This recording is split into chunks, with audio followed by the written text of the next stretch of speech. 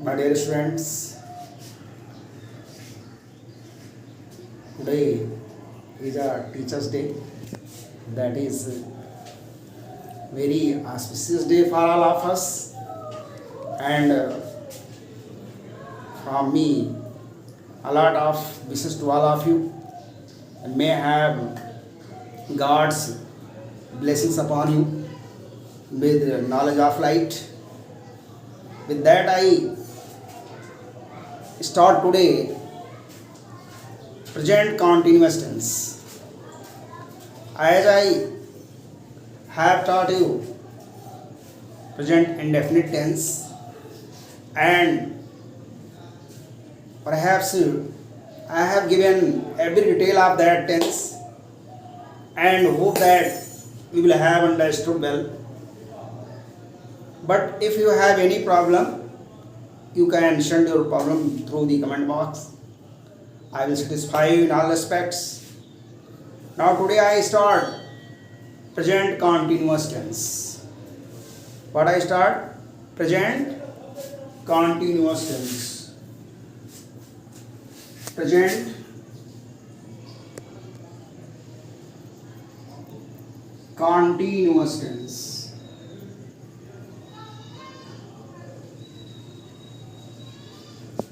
Present continuous tense. Present continuous tense. As in previous video, I have taught you at first recognition. क्या मैंने बताया है? Recognition. In the same sequence, I go together also. And at first, we should confirm. How will you find out the written sentence is in present continuous tense? So at first, for that confirmation, I am to tell you recognition. Recognition, जिसको आप पहचान भी कह सकते हैं. It has been told already. So at first, introduction is very necessary for everything or anything. कोई भी चीज़ की पहले इंट्रोडक्शन बहुत ज़रूरी होती है. Without introduction, I can't enter into action. Therefore, it's necessary. Therefore, I tell you, how will you find out? देखिए बेटा, ऐसे वाक्य जिनके अंत में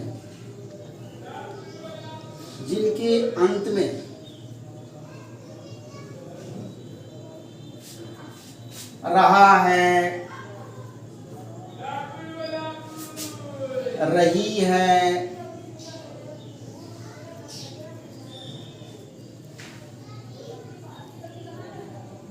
रहे हैं,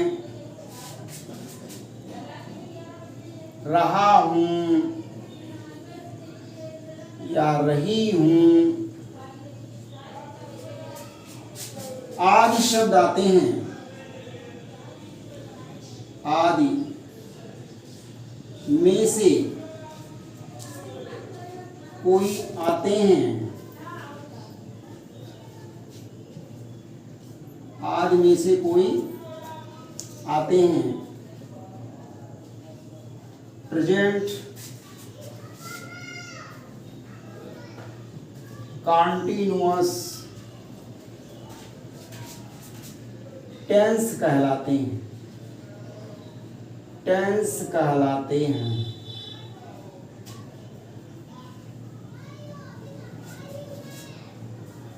स्टूडेंट्स देखिए, ऐसे बात मान लीजिए कोई हिंदी में सेंटेंस लिखा हुआ है, तो वो सेंटेंस की पहचान कैसे करेंगे कि ये लिखा हुआ सेंटेंस प्रेजेंट कंटिन्यूअस में है. तो हमें ध्यान किसका देना होगा कि उसके लास्ट वर्ड को ध्यान देना होता है. किसको ध्यान देना होता है? उसके लास्ट वर्ड्स को ध्यान देना होता है. तो लास्ट वर्ड्स में क्या आ रहा है? रहा है, रही है, रहे हैं, रहा हूँ, रही हूँ. इनमें से कोई आता है तो समझ लीजिए कि आपका जो सेंटेंस है वो किसमें है? प्रेजेंट कंटिन्यूअस टेंस में है. इसमें क्या होता है? इसमें प्रेजेंट में कार्यों का जारी रहना पाया जाता है. इसमें इसमें क्या होता है बेटा, प्रेजेंट में कार्यों का जारी रहना पाया जाता है, कार्यों का जारी रहना पाया जाता है, पाया जाता है। स्टूडेंट्स देखिए क्या होता है बेटा कि इसमें क्या है, प्रेजेंट में एक्शन का कंटिन्यूड होना पाया जाता है, यानी एक्शन इसमें क्या रहता है, चलता रहता है, जारी रहता है। Now it is confirm that you will find out the sentence is in present continuous tense. आप कंफर्म कर लेंगे ना कि आपका सेंटेंस किस में है, प्रेजेंट कंटिन्यूअस टेंस में है। Now how will you change it to English, कैसे इसको इंग्लिश में चेंज करेंगे, I tell you rules of translation. क्या बताता हूं इसके अंतर्गत, क्या मैं बताता हूं, rules of translation, rules of translation, यानी ये इसको हम कहते हैं अनुवाद के नियम होते हैं। तो how will you change Hindi sentence into English, कैसे आप इंग्लिश में उसको चेंज करेंगे, ये आपको सीखना है। In this way what will happen, both types of things you will have clear, हर दोनों प्रकार की चीज़ें क्लियर हो जाएंगी, हिंदी में भी क्लियर हो जाएगा और इंग्लिश में भी क्लियर हो जाएगा। In this way you will have a complete satisfaction to the tense, tense से पूरी कंप्लीट सेटिस्फैक्शन आपको मिल जाएगी। देखिए क्या है, तो फर्स्ट ऑफ ऑल क्या होता है, जैसे मैंने बताया आपको कि टेंस का मतलब केवल वर्ब से होता है, किससे होता है, केवल वर्ब से। और वर्ब में मैंने बताया था हेल्पिंग वर्ब और मेन वर्ब। तो देखिए इंडेफिनिट में तो बताया था कि अफर्मेटिव में कोई हेल्पिंग वर्ब की जरूरत नहीं होती है, लेकिन यहाँ पर हेल्पिंग वर्ब सबके साथ रहेगा, चाहे वाक्य आपका अफर्मेटिव में हो, निगेटिव में हो या इंट्रोगेटिव में हो, किसी में भी हो, विदाउट हेल्पिंग वर्ब यहाँ पर नहीं हो सकता है। तो क्या हेल्पिंग वर्ब क्या यूज करते हैं, तो हेल्पिंग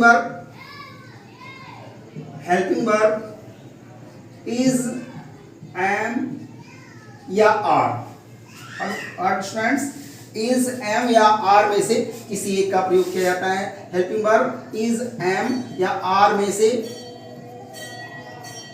किसी एक का प्रयोग किया जाता है, किसी एक का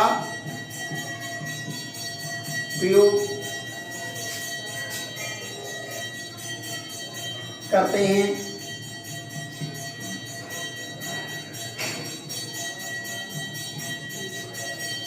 नंबर 2, मेन वर्ब की आईएनजी फॉर्म का प्रयोग किया जाता है, मेन वर्ब की आईएनजी फॉर्म का प्रयोग करते हैं,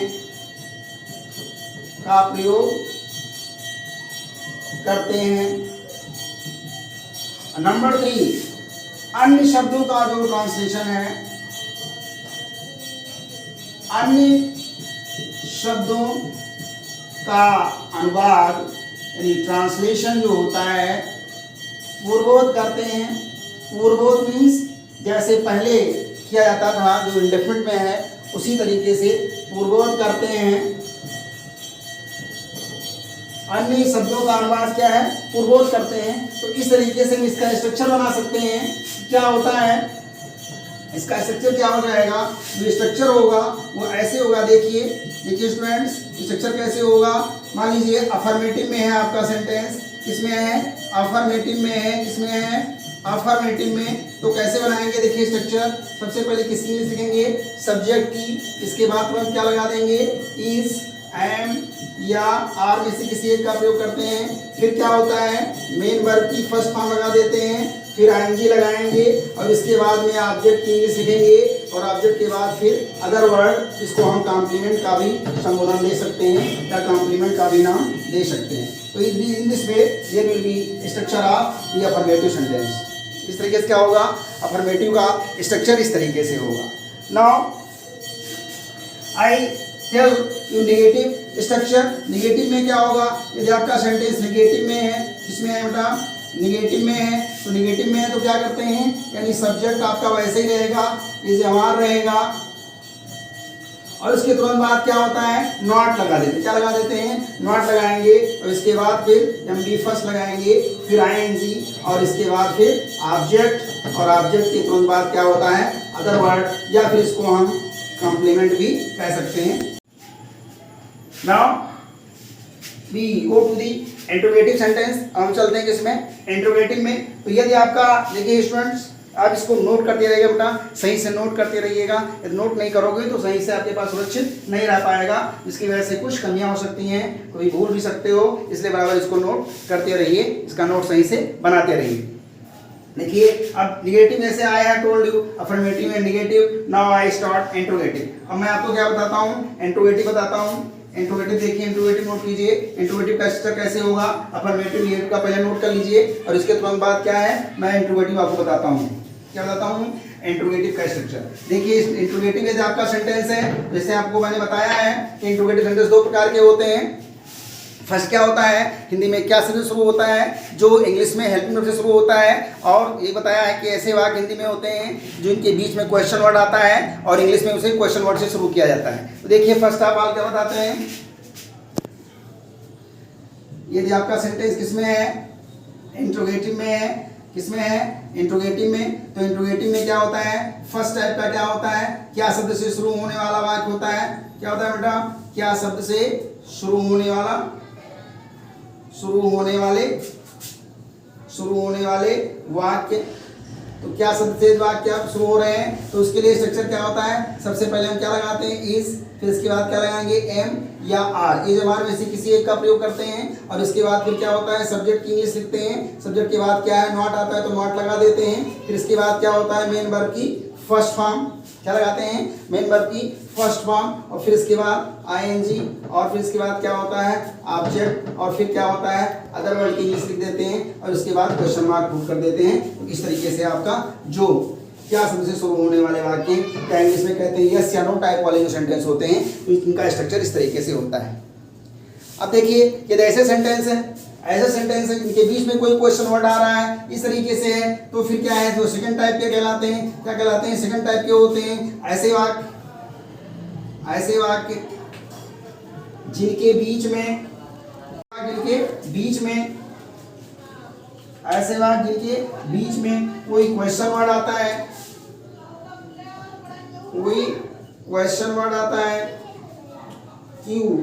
यू फुल स्टॉप पे जरूर लगा दिया है, इसका मतलब क्वेश्चन वर्ड है, प्रश्नसूचक शब्द है जो पहले बताया जा चुका है। ऐसे वाक्य इनके बीच में कोई क्वेश्चन वर्ड आता है तो क्या करते हैं, देखिए सबसे पहले दिए हुए क्वेश्चन वर्ड की इंग्लिश लिखते हैं। क्या लिखते हैं, पहले सबसे पहले क्वेश्चन वर्ड की इंग्लिश लिखेंगे, इसके बाद क्या लगा देंगे, इज, एम या आर में से कोई लगा देते हैं, और इसके तुरंत बाद किसकी इंग्लिश लिखते हैं, सब्जेक्ट की, और इसके बाद में नॉट है तो नॉट लगा देते हैं, और इसके तुरंत बाद क्या होता है बेटा, मेन वर्ब की कौन सी फॉर्म लगा देते हैं, फर्स्ट फॉर्म, फिर आईएनजी लगाएंगे, और इसके बाद ऑब्जेक्ट की इंग्लिश लिखेंगे, और फिर इसके बाद में अदर वर्ड जिसको हम कॉम्प्लीमेंट कहते हैं, और उसके बाद फिर क्वेश्चन मार्क पुट कर देते हैं। इस तरीके से क्या होता है, आपका ये क्वेश्चन वर्ड का स्ट्रक्चर तैयार हो जाता है। तो ये स्ट्रक्चर आप सही से समझ लेते हैं तो आपको ट्रांसलेट करने में दिक्कत नहीं होगी, आसानी से आप पहचान लेंगे सेंटेंस को, लिखा हुआ सेंटेंस ये किस प्रकार की जो है इंट्रोगेटिव में है, या ये यस या नो टाइप में है, ये क्वेश्चन वर्ड में है। हर तरीके से आप इसको समझ सकते हैं, चाहे इंग्लिश में हो और चाहे हिंदी में हो, और यहाँ तक कि हिंदी से इंग्लिश में भी आसानी से ट्रांसलेट कर सकते हैं। तो आप इसको सही से पढ़ लीजिए और एक बार सही से स्ट्रक्चर को ध्यान में रखते हुए आप ट्रांसलेशन करेंगे, हर ट्रांसलेशन आपका बन जाएगा और आसानी से आप स्टेंस को समझ जाएंगे। जैसे एग्जाम्पल मैं आपको देता हूँ, आपको देखिए स्टूडेंट्स, नोट डाउन दिस, इसको नोट करते रहिए, नोट करते रहोगे तो आपके पास हमेशा ये चीज़ सुरक्षित रहेगी, अन्यथा आप कहीं भूल जाओगे या कोई कमियां हो जाएंगी, फिर सेंटेंस गलत हो जाएगा, ठीक है ना। तो देखिए इसको नोट करते रहिएगा। मैं इसको देखिए आगे क्या है, कैसे इसका देखिए एग्जाम्पल देता हूँ। देखिए एग्जाम्पल में क्या होता है, जैसे मान लीजिए ऐसे कह दिया जाए, देखिए जैसे मान लीजिए कहते हैं कि मैं तुम्हें व्याकरण पढ़ा रहा हूँ। जैसे मैंने कहा एग्जाम्पल में ऐसे कह दूं कि मैं तुम्हें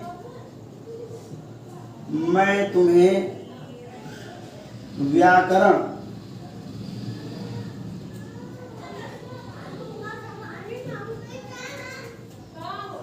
पढ़ा रहा हूँ, ऐसे मान लीजिए है मैं तुम्हें व्याकरण पढ़ा रहा हूँ, ये सेंटेंस लिखा हुआ है।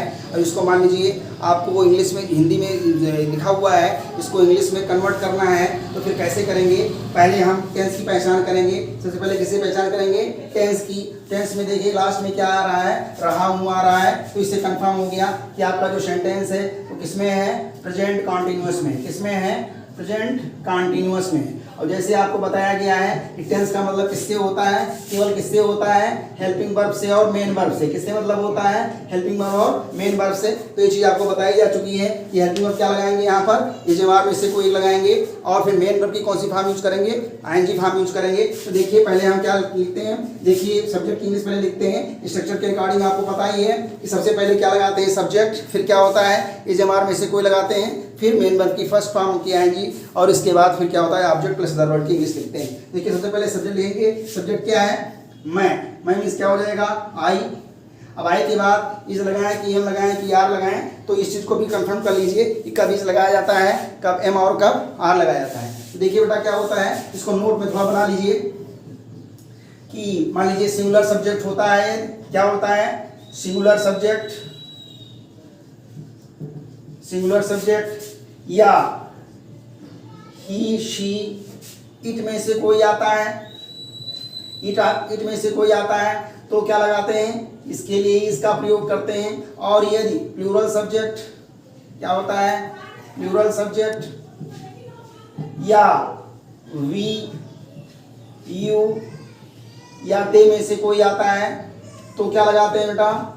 आर का प्रयोग करते हैं। किसका प्रयोग करते हैं? आर का। वैसी चीज बताई जा चुकी है आपको इंट्रोडक्शन ऑफ टेंस में। जो इंट्रोडक्शन ऑफ टेंस है जो मैंने बताया था शुरू में, उसमें इस चीज को बताई जा चुकी है। लेकिन चलिए फिर भी मैं एक बार रिपीट कर दे रहा हूँ। और एम का प्रयोग केवल आई के साथ करते हैं। किसके साथ करते हैं? एम का प्रयोग केवल आई के साथ किया जाता है और किसी के साथ नहीं किया जाता है। तो इससे आप कंफर्म हो गया होगा कि यहाँ पर आई आया है तो क्या लगेगा? एम लगेगा। क्या लगेगा? एम लगेगा। तो आई एम। फिर इसके बाद क्या हो जाएगा? नॉट इसमें दिया नहीं है, यानी अफर्मेटिव सेंटेंस है। तो हम क्या करेंगे? पहले वर्ब की फर्स्ट फॉर्म लगाएंगे। तो मेन जो वर्ब है आपका क्या है? पढ़ाना। पढ़ाने के लिए क्या होता है? टीच। क्या होता है? टीच। और इसमें क्या लगा देंगे? आईएनजी। क्या बन जाएगा? I am teaching. फिर क्या हो जाएगा? व्याकरण की इंग्लिश लिखेंगे। I am teaching grammar. I am teaching grammar to you. क्या हो जाएगा? To you. I am teaching grammar to you. क्या इसको ऐसे भी कह सकते हैं? I am teaching you grammar. क्या कह सकते हैं? I am teaching you grammar. ये तो खैर ऑब्जेक्ट की अपनी व्यवस्था होती है कि दिन डायरेक्ट पहले आया है, डायरेक्ट बाद में आया है, तो टू फा लगाने की जरूरत नहीं होती है। पहले डायरेक्ट आ गया है, बाद में इनडायरेक्ट आता है, तो टू या फा में से कोई चीज एक एक लगा दिया जाता है। ये चीज आपको बताई जा चुकी है पार्ट्स ऑफ सेंटेंस को पढ़ाते समय। देखिए तो इस तरीके से बन सकता है। यदि यही वाक्य आपका निगेटिव में हो जाए, इसलिए ये तो अफर्मेटिव का हो गया। किसका होगा? ये तो अफर्मेटिव बना। क्या बना बेटा? अफर्मेटिव। और इसी का निगेटिव मान लीजिए हो जाए। क्या हो जाए? निगेटिव। तो क्या हो जाएगा? मैं तुम्हें हिंदी नहीं पढ़ा रहा हूँ। मैं तुम्हें हिंदी नहीं पढ़ा रहा हूँ। या कह दिया जाए मैं तुम्हें व्याकरण नहीं पढ़ा रहा हूँ। इसी को मान लीजिए ऐसे कहना है। देखिए एग्जाम्पल के रूप में आपको सीखना है तो इस पर कोई बात नहीं है। सेंटेंस कैसा है? मैं तुम्हें व्याकरण पढ़ा रहा हूँ। मान लीजिए इस तरीके से है, मैं तुम्हें व्याकरण क्या है? पढ़ा रहा हूँ। इस तरीके से मान लीजिए सेंटेंस लिखा हुआ है। इसको इंग्लिश में बोलना है या इंग्लिश में लिखना है तो कैसे लिखोगे? मैं तुम्हें व्याकरण नहीं पढ़ा रहा हूँ। देखिए निगेटिव चल रहा है बेटा, सॉरी फॉर दिस। मैं तुम्हें व्याकरण नहीं पढ़ा रहा हूँ। ऐसे मान लीजिए सेंटेंस आ गया। ऐसे सेंटेंस आ जाता है मान लीजिए, तो फिर क्या करेंगे? क्या हो जाएगा? I am not. क्या करेंगे? क्या हो जाएगा? I am not teaching you grammar. I am not teaching you grammar. मैं आपको व्याकरण नहीं पढ़ा रहा हूँ। इस तरीके से आप ये कह सकते हैं। और भी मान लीजिए यही आपका इंट्रोगेटिव में हो जाए। किसमें हो जाए? इंट्रोगेटिव में। देखिए इसको मैं एज करता हूँ, आप लोग नोट करते रहिएगा, कोई चीज़ को भूलिएगा नहीं, अन्यथा ये चीज़ें निकल सकती हैं दिमाग से, फिर गलतियाँ हो सकती हैं। इसलिए बराबर बेटा इसको नोट करते रहिएगा। देखिए नोट्स अच्छे से बनाते रहिएगा। अच्छा नोट बनाने से ध्यान जो है पढ़ाई भी केंद्रित रहता है। जब भी आप नोट खोलेंगे तो अच्छे ढंग से पढ़ेंगे, अन्यथा दिमाग डाइवर्ट रहता है। देखिए क्या होता है, जब मान लीजिए इंट्रोगेटिव में सेंटेंस आपका है, इसमें है इंट्रोगेटिव में मान लीजिए कह दिया जाए क्या मैं तुम्हें ग्रामर पढ़ा रहा हूँ, क्या कह दिया जाए, क्या मैं तुम्हें व्याकरण पढ़ा रहा हूँ,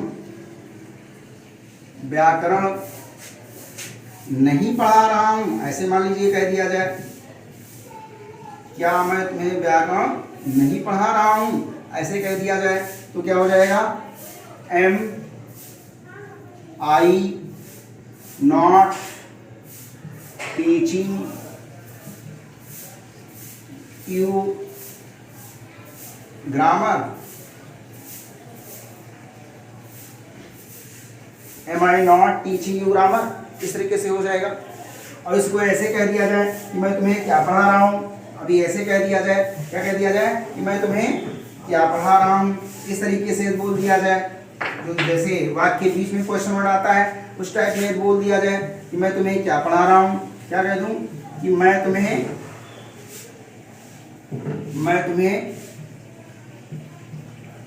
क्या पढ़ा रहा हूँ,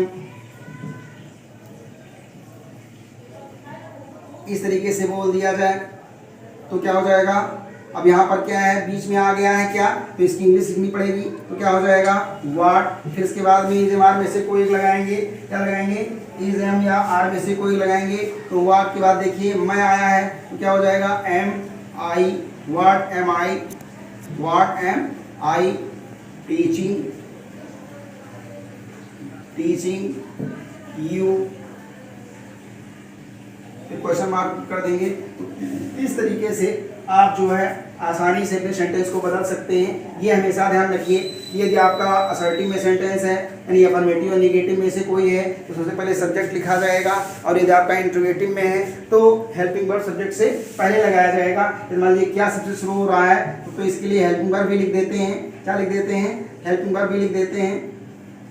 देखिए यहाँ पर एम होगा, ध्यान रखिएगा, हेल्पिंग वर्ब भी लिख देते हैं। और यदि मान लीजिए क्या होता है, यदि कहीं बीच में क्वेश्चन वर्ड आता है तो उस दिए हुए क्वेश्चन वर्ड की इंग्लिश लिख देते हैं। इस चीज़ को डिटेल में बताया जा चुका है पहले लास्ट वीडियो में, इससे पहले वाली वीडियो में जब प्रेजेंट परफेक्ट टेंस को मैंने बताया था, तो ये सारी चीज़ें आपको बता दी गई हैं। तो मैं उम्मीद करता हूँ कि आप बहुत अच्छे से इसको समझ गए होंगे। I hope that you will have understood properly about the tense that is present continuous tense, and if you have any problem you will tell or send your problem through the comment box. I will satisfy you in all aspects. Thank you so much for today, and I will start next video the next day, and I will tell you the next tense.